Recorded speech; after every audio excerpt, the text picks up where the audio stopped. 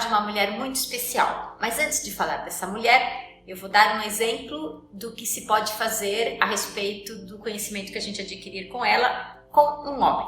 Então, primeiro eu vou contar para vocês um pouquinho sobre o César Lattes. O César Lattes foi um pesquisador, um físico brasileiro, que esteve envolvido na detecção dos pions, dos mesons pi. Esses pions deram origem depois ao que passou a ser chamado de física de partículas elementares. Ele foi um pesquisador atuante na época. Muitos acreditam que ele deveria ter ganho o prêmio Nobel. Isso não aconteceu, mas os colaboradores dele, em 1950, ganharam o prêmio Nobel exatamente pela detecção do meson pi. E o César Lattes esteve envolvido tanto na fundação do CBPF, Centro Brasileiro de Pesquisas Físicas, no Rio de Janeiro, como se envolveu na concepção do CNPq, que é um dos principais órgãos de fomento brasileiros.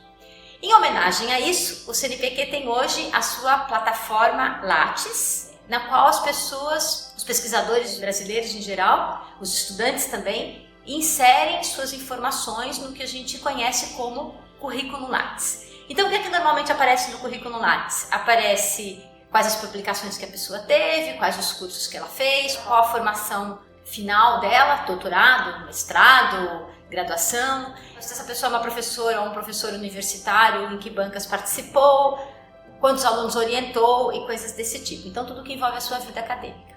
Muito bem, dito isso, vamos falar agora da Leila Diniz. A Leila Diniz foi uma professora de jardim de infância e uma atriz. Na verdade, ela foi uma mulher verdadeiramente livre.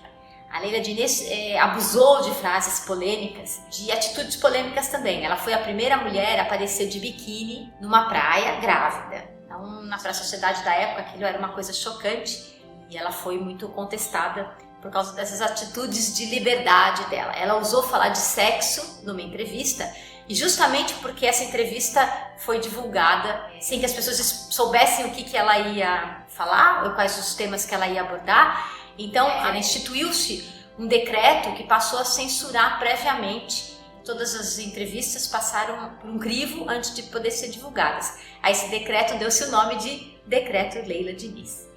O que a gente pode ter então no currículo Leila Diniz? Então tem aqui esse livro que foi escrito pela Miriam Goldenberg sobre a vida, a importância da Leila Diniz na televisão e como uma mulher feminista na época, numa época difícil, numa época de ditadura, né?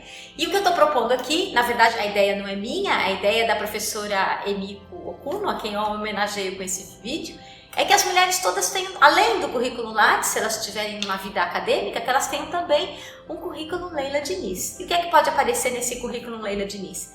Tudo aquilo que a gente faz e que não é atributo da nossa vida profissional. Por exemplo, andar de barco, andar de bicicleta, dançar balé, pilotar um avião, fazer filmes, coisas desse tipo. Então, sugiro aqui, né, que vocês todas na hora que forem preencher o currículo Lattes, pensem também que a nossa vida corre em paralelo, para além da vida acadêmica, e que todas nós temos um currículo Leila Diniz que pode ser preenchido, nem que seja mentalmente. Para terminar esse vídeo, eu vou terminar com uma frase de uma pessoa que chama Arthur Diogo, que eu não conheço, mas que eu adoro, que diz assim: a humanidade sempre teve medo das mulheres que voam, sejam elas bruxas, sejam elas livres. Fica aqui então a minha homenagem a uma mulher verdadeiramente livre, que foi a Leila Diniz. Até mais!